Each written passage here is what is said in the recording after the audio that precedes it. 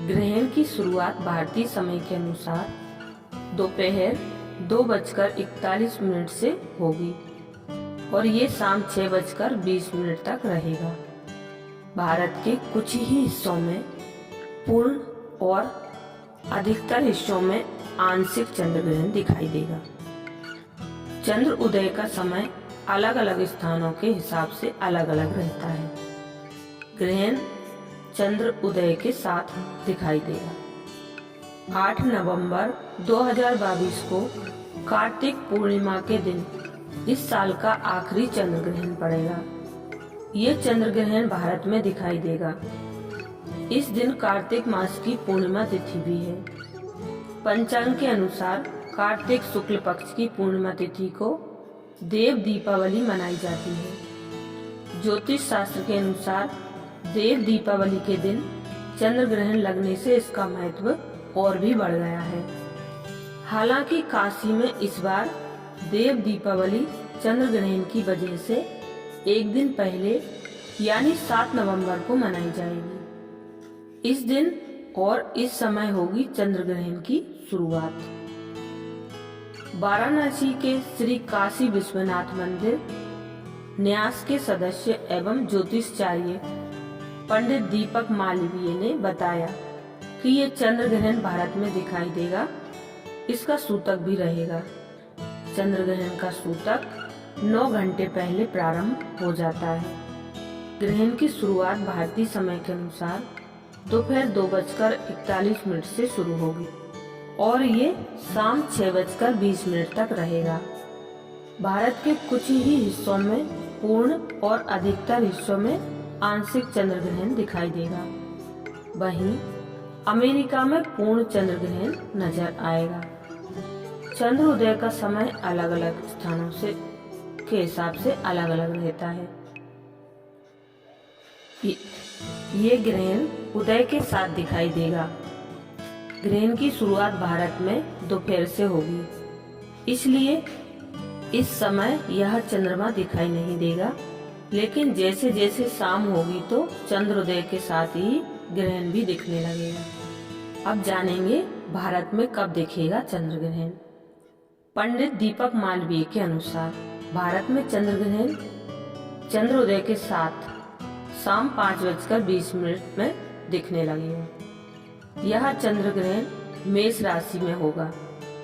सूतक ग्रहण से 9 घंटे पहले यानी सुबह 8:20 से शुरू हो जाएगा और ये शाम 6:20 पर समाप्त हो जाएगा। अलग अलग क्षेत्रों में चंद्रोदय का समय अलग अलग होता है। इस वजह से ग्रहण का सूतक का समय भी अलग अलग रहेगा। ग्रहण काल में कुछ बातों का खास ध्यान रखना चाहिए। सूतक शुरू होने से पहले ही घर में रखी हुई खाद्य सामग्रियों में कुश या तुलसी के पत्ते डाल देने चाहिए।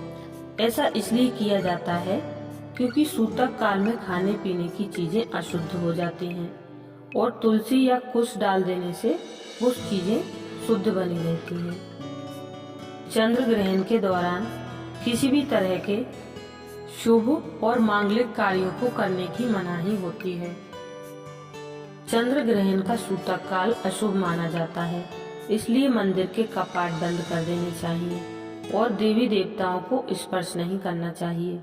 इस दौरान पेड़ पौधों को भी स्पर्श नहीं करना चाहिए और साथ ही यात्रा करने से भी बचना चाहिए। ग्रहण काल में कैंची, चाकू, सुई जैसी नुकीली धारदार चीजों का भी उपयोग नहीं करना चाहिए। चंद्र ग्रहण के समय ना ही भोजन पकाना चाहिए और ना ही खाना चाहिए। गर्भवती महिलाओं को चंद्र ग्रहण के समय घर से बाहर नहीं जाना चाहिए। ऐसा करने से गर्भ में पल रही संतान नकारात्मक ऊर्जा से बची रहती है। ज्योतिष शास्त्र में कहा गया है कि सूर्य और चंद्र ग्रहण के दौरान सोना नहीं चाहिए।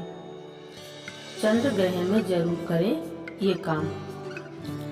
चंद्र ग्रहण के दौरान ग्रहण के समय दान पुण्य करना चाहिए और किसी जरूरतमंद को अन्न, वस्त्र या धन का दान करना चाहिए। ग्रहण के समय अपने इष्ट देवी देवताओं की प्रार्थना या गायत्री मंत्र का जाप करना चाहिए। वहीं ग्रहण खत्म होने के बाद स्नान करना चाहिए। ग्रहण के बाद मंदिर और पूरे घर में गंगा जल छिड़कना चाहिए। ऐसा करने से नकारात्मक ऊर्जा का नाश होता है। अब जानेंगे क्यों लगता है चंद्र ग्रहण। दीपक मालवीय ने बताया कि वर्ष 2022 का आखिरी चंद्र ग्रहण भारत समेत कई एशियाई देशों, दक्षिण पूर्वी यूरोप और ऑस्ट्रेलिया, उत्तरी और दक्षिणी अमेरिका और हिंद महासागर में दिखाई देगा। खगोल शास्त्र के अनुसार जब पृथ्वी चंद्रमा और सूर्य के बीच में आती है तो चंद्रमा पर पृथ्वी की छाया पड़ती है और वो दिखाई नहीं देता। इसी स्थिति को चंद्र ग्रहण कहते हैं। वैसे तो चंद्र ग्रहण और सूर्य ग्रहण एक भौगोलिक घटना है, लेकिन ज्योतिषचारी में इसका बहुत अधिक महत्व बताया गया है। 15 दिनों के अंदर दूसरा ग्रहण, शुभ या अशुभ। उन्होंने आगे बताया कि 15 दिनों के अंदर ये दूसरा ग्रहण होना, इससे पहले गोवर्धन पूजा पर सूर्य ग्रहण लगा था। अगर 15 दिनों के अंदर 2 ग्रहण होते हैं तो प्राकृतिक आपदाएं आती हैं या मौसम में अचानक बड़ा बदलाव हो सकता है। तेज हवा के साथ आंधी, भूकंप या लैंड स्लाइड होने की बड़ी आशंका बनी रहती है। इसके अलावा देश में तनाव और डर का माहौल भी हो सकता है। सीमाओं पर तनाव बढ़ सकता है। आतंकी घटनाओं में वृद्धि हो सकती है। सरकार प्रशासन में किसी बात को लेकर डर रहेगा। कुछ जगहों पर दुर्घटनाएं बढ़ सकती हैं। औद्योगिक विकास कार्यों में गिरावट आ सकती है और व्यावसायिक वर्ग में भी चिंता बनी रहेगी।